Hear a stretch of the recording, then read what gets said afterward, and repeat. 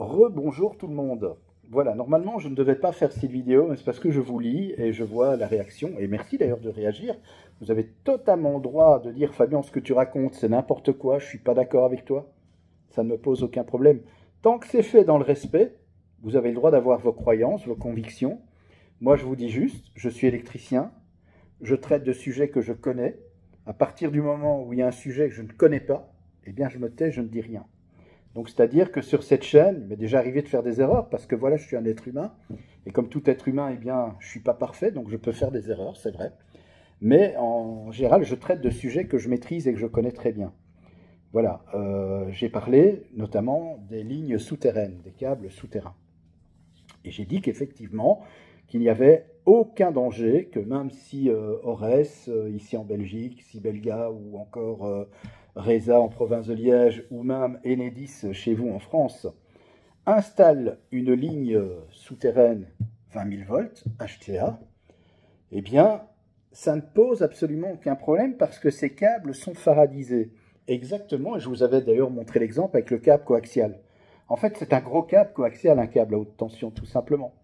Donc, le fait que ce soit faradisé, eh bien, le champ électromagnétique qui émane de ce câble, parce qu'il est traversé par un courant électrique, eh bien, il est neutralisé par ce feuillard métallique qui fait office de cage de Faraday. Exactement comme pour le câble coaxial. Le câble coaxial, s'il a ce blindage métallique fait de treillis de fil, que ce soit en cuivre ou en aluminium, avec aussi un blindage en cuivre tout autour, ben c'est justement pour éviter cette fois-ci que des parasites extérieurs, des éléments extérieurs, que ce soit radio ou autre, eh bien, ne viennent perturber le signal qui circule dans le câble coaxial, tout simplement. Eh bien, c'est pareil pour les lignes à haute tension, et notamment HTA. Et aussi, pourquoi est-ce qu'ils sont faradisés? Simplement parce que les conducteurs étant plus proches l'un de l'autre, ça peut aussi créer des problèmes capacitifs, des pertes et des perturbations sur la ligne. C'est aussi pour ça qu'ils sont faradisés. Et il faut savoir que ces feuillards sont également mis à la terre. Donc, c'est-à-dire que si par induction, tout courant électrique est généré dans ce feuillard, eh bien, immédiatement, il est déchargé à la terre. Donc, je le dis, il n'y a absolument aucun danger avec ces câbles électriques. Voilà. Je ne le dirais pas si, franchement, j'étais pas sûr de moi. Mais là, comme c'est un sujet que je maîtrise très bien et en plus j'ai travaillé dans le domaine, je peux vous dire avec certitude qu'il n'y a absolument aucun problème. Vous savez, je vais vous raconter une petite histoire qui est arrivée à un de mes amis. Alors, j'ai un ami qui est dépanneur, réparateur d'émetteurs FM, émetteurs DAB+, émetteurs TV, etc. Donc, dans la haute fréquence.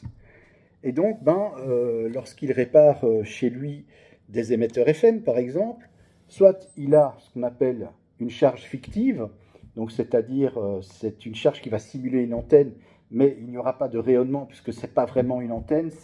Cette charge, elle est plongée dans, c'est comme un seau métallique si vous voulez, donc il n'y a absolument pas d'émanation d'ondes électromagnétiques, ou très faibles en tout cas, sur, je vais dire, une surface très très faible. Vous sortez, vous allez déjà à 2-3 mètres, vous ne captez plus rien. Et en fait, son voisin, il est électrosensible. Et ça, l'électrosensibilité, effectivement, ça commence à être prouvé scientifiquement, c'est-à-dire que les gens qui se sentent mal, eh bien, c'est prouvé qu'effectivement, ils sont sensibles au champ électromagnétique. Mais là, en fait, mon voisin, donc mon ami qui travaille dans les émetteurs FM et dans le dépannage de ceux-ci, a fait une petite expérience. Il a monté sur son toit une antenne dipôle, comme on utilise en radiodiffusion FM, donc une antenne d'émission.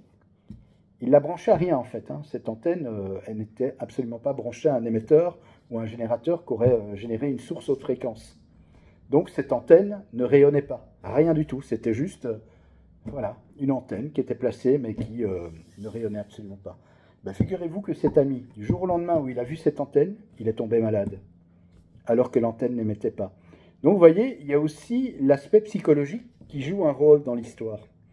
Mais voilà, pour résumer, je ne vais pas faire cette vidéo trop longue, je peux vous assurer que si, que ce soit Ores chez nous, Reza en province de Liège, Sibelga à Bruxelles, que ce soit Enedis chez vous en France, ou même, je vais parler de l'Italie, si c'est Enel qui effectuent les travaux, ou même Tern, qui est en fait l'équivalent chez nous d'Elia, ou même de chez vous en France, RTE, je peux vous dire que ces câbles ont été étudiés pour et qu'il n'y a absolument aucun danger.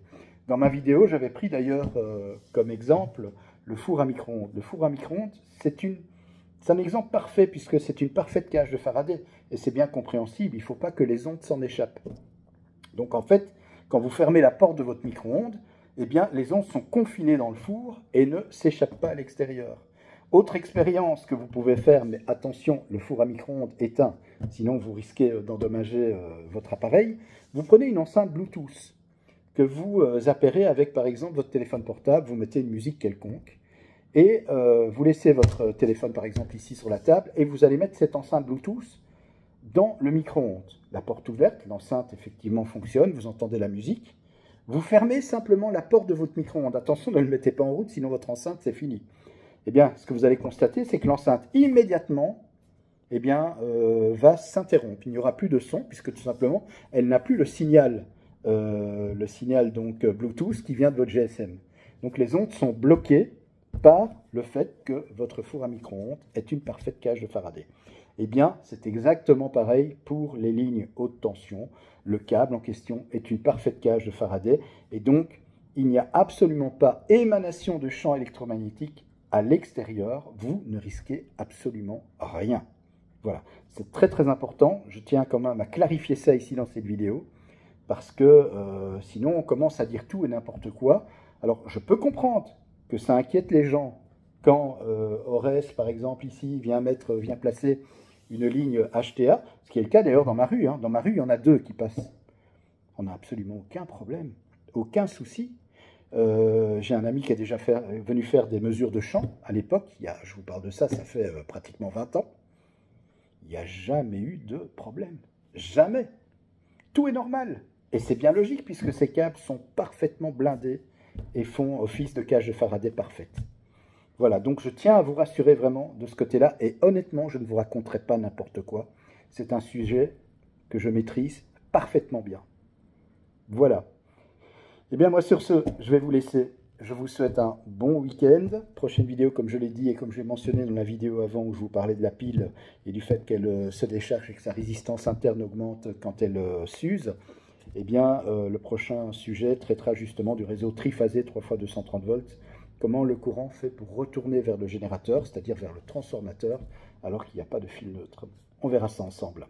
Allez, en attendant, bon après-midi, je vous embrasse et le plus important, bon week-end et merci de l'intérêt que vous portez à la chaîne Fabelec et merci aussi pour vos nombreuses réactions.